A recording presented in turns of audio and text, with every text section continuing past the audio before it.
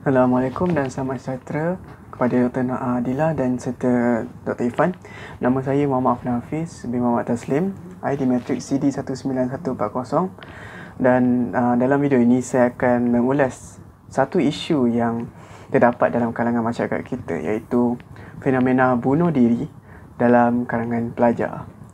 Jadi bila kita tengok pada isu bunuh diri tersebut, mula-mula kita lihat dulu kepada bahagian dua dalam rukun negara, iaitu kepercayaan kepada Tuhan. Jadi kita tahu setiap orang ada kepercayaan mereka masing-masing.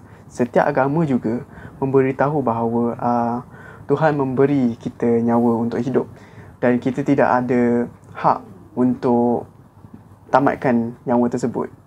Jadi isu ini sangatlah penting untuk kita lihat agar kita boleh tahu apa faktor yang menyumbang kepada isu ini, apa faktor dia, apa kesan negatif, apa kaedah yang mungkin kita boleh buat untuk mengatasi isu tersebut, untuk kita sendiri, untuk kita mendalami sendiri isu tersebut. Jadi pada mula-mula sekali, yang pertama saya ingin mengulas tentang faktor-faktor yang menyumbang kepada isu tersebut. Mengapa pelajar ingin bunuh diri? Jadi faktor yang pertama ialah konflik keluarga.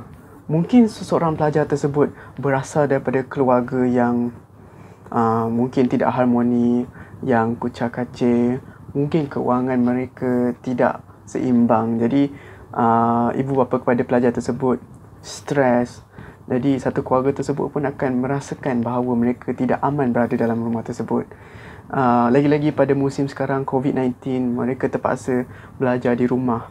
Jadi mereka lagi rasa yang tidak tenteram pada mereka. Jadi perkara tersebut mungkin menyumbang kepada isu ini. Jadi yang kedua ialah cabaran dalam hidup mereka, cabaran ataupun mereka stres belajar. Cabaran tersebutlah cabaran dalam pelajaran.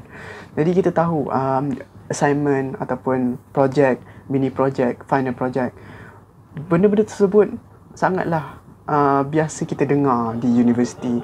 Ianya sesuatu semua pelajar perlu tahu.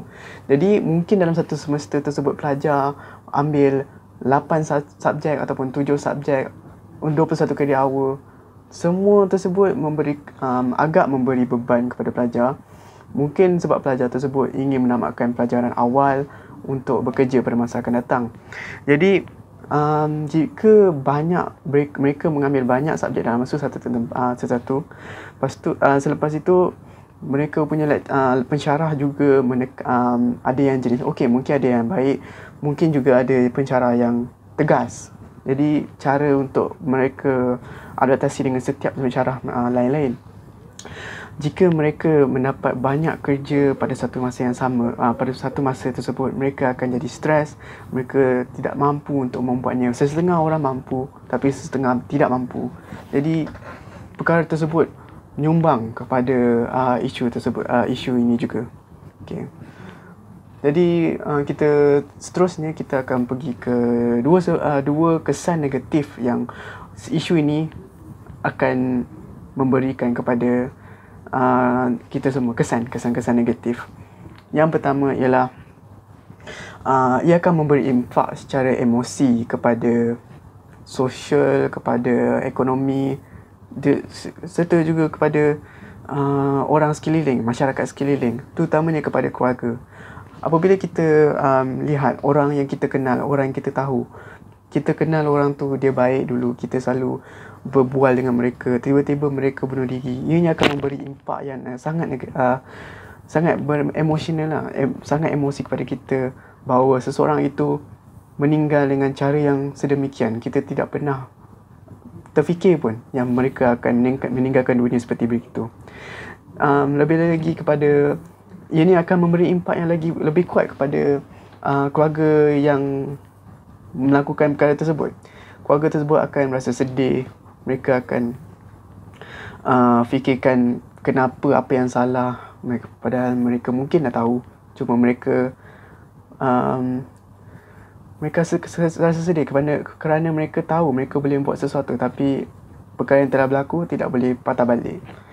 Jadi pada masa yang sama juga, kesan yang kedua ialah contoh apabila seseorang itu gagal untuk bunuh diri, mereka akan ada kesan-kesan yang mereka tidak boleh buang. Contohnya seperti mereka mungkin akan lumpuh jika mereka gagal bunuh diri. Mereka akan lumpuh satu anggota badan. So jadi mereka akan mengalami kesakitan jika mereka gagal. Kesakitan tersebut juga mungkin akan sementara ataupun selama-lamanya. Baiklah. Jadi untuk dua kaedah yang kita boleh lakukan untuk mengelakkan perkara seperti ini berlaku ialah kita kena hindarkan fikiran yang negatif. Mungkin seorang itu mendapat fikiran bahawa dunia ini sangat kejam. Mereka mendapat fikiran tersebut daripada media. Mereka terdapat daripada kawan-kawan mereka yang lain.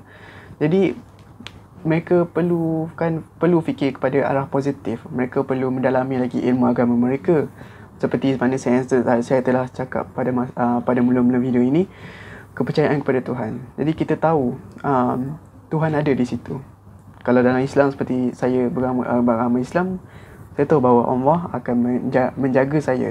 Jika saya tidak mampu, Allah tidak akan menguji saya pada tahap jika saya tidak mampu.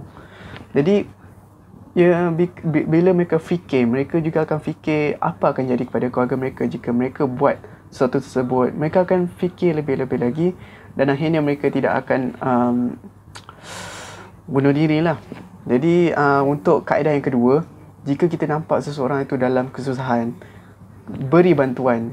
Ataupun jika orang tersebut ingin rasa bunuh diri, minta bantuan kepada orang, beri bantuan kepada orang. Dua-dua kita saling tolong menolong sama satu sama lain. Jadi untuk kesimpulan, isu ini sangatlah serius, dan bila kita kata serius, ianya amat serius sebab dia berlaku dalam masyarakat kita. Terdapat banyak faktor, kesan negatif pun ada, serta banyak kaedah semua untuk kita buat untuk mengatasi isu tersebut. Kita perlu ambil pengajaran juga daripada orang-orang yang telah terlibat dalam isu tersebut.